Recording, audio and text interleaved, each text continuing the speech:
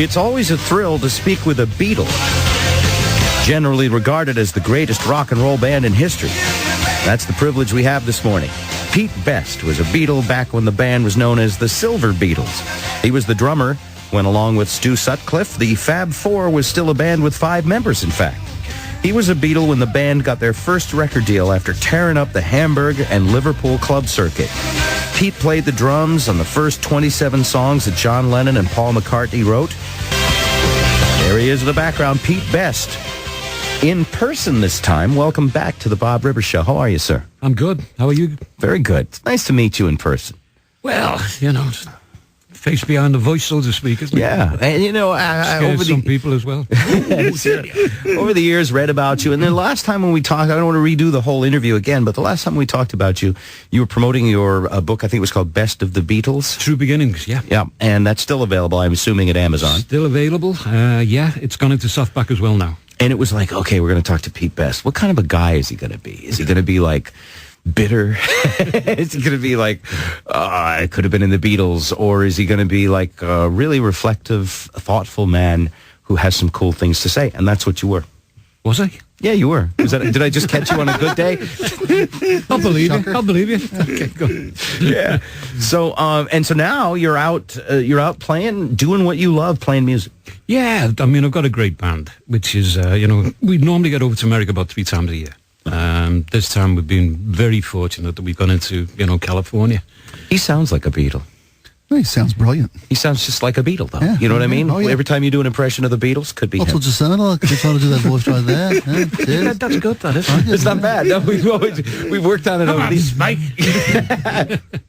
So, just to rehash a little of what we said before, you all these years later, when the first thing that pops in your head when you inevitably constantly hear about Beatles is what? Nothing, to be quite honest, right?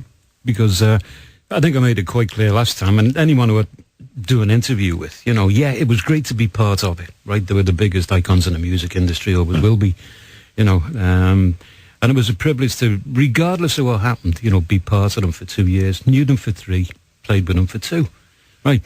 Through one most probably disparaging incident, you know, which was my dismissal, right? Which happens in rock and roll bands all over the world. It just all the time. To be my lot that it was the Beatles. He got fired from Lawrence Welk's orchestra. That's right. There are a lot of bands you would like to be kicked out. Men Without Hats. I could have been dumped by them 100 times. Wouldn't have hurt at all. Yeah. Pete, well, now it's your band. You've got a band. And as you said, in rock and roll. Is it the Pete Best Band? Is that what you call it? Pete Best Band. Yeah. When you, as the leader of this band, when it comes time to fire somebody, is that something you do because you've got experience and you know you can let them down easier? Or do you say is it still too hurtful and you have to make somebody else do it? Or no, I don't fire people. No? No. Oh, look at that. Choose people you're going to stick with. That's what I do too. Absolutely. That's the answer. If they want to leave, they leave. But they come into the band and we have a lot of fun. So hopefully there's nothing like that. What's the thing people most often say to you after they've heard your band? What a great band. Yeah. Simply because the fact it's very energetic, it's, you know, very powerhouse. The 5 lads from Liverpool, double drums, my younger brother Rogue plays drums alongside. Your brother plays drums too, so there's 2 drummers. 2 drummers, yeah. Oh. Yeah, you know, he played different, you know, percussion riffs and that type of stuff. But it's great because, you know, people come along and they turn around and say, oh, it was the Pete Best Band. We heard that you're going to play some Beatle music. We thought it was going to be a tribute band. You're going to wear funny hats and suits, etc., etc. Not that, yeah. Right? And we go, did we fool you? Yeah. And they get a total different thing. You know, it's very energetic. So you're not like Pete Best's Lonely Hearts Club Band or anything like that? Not in a million years. Yeah. No. Colonel Mustard's. Which one is Mustard? Do you play a couple of Beatles songs? I imagine. Oh, yeah. Yeah, the ones that you played with them. Tell me some of the songs that you played with the Beatles. I mean, the show that we're doing at the present moment is very much 50s, 60s music. Decca Sessions, Polydor. Music that we played with EMI. You know, the favourites that were around in those days, you know, what we cut our teeth on. And also we do some Beatle classics as well. And we do the likes of Twist and Shout and So Standing There. And Twist and Shout, all the early stuff that had that. Stuff that would it be fair to say that was the Pete Best sound that they just rolled without you? I'd like to think so. Yeah, I'll just say it then. It doesn't cost anything to say it. Yeah. Come to the show tonight, Eric has a few things. mind up. What do you have there, Eric? I've got the Pete Best Band doing rock and roll music. Oh, let's listen.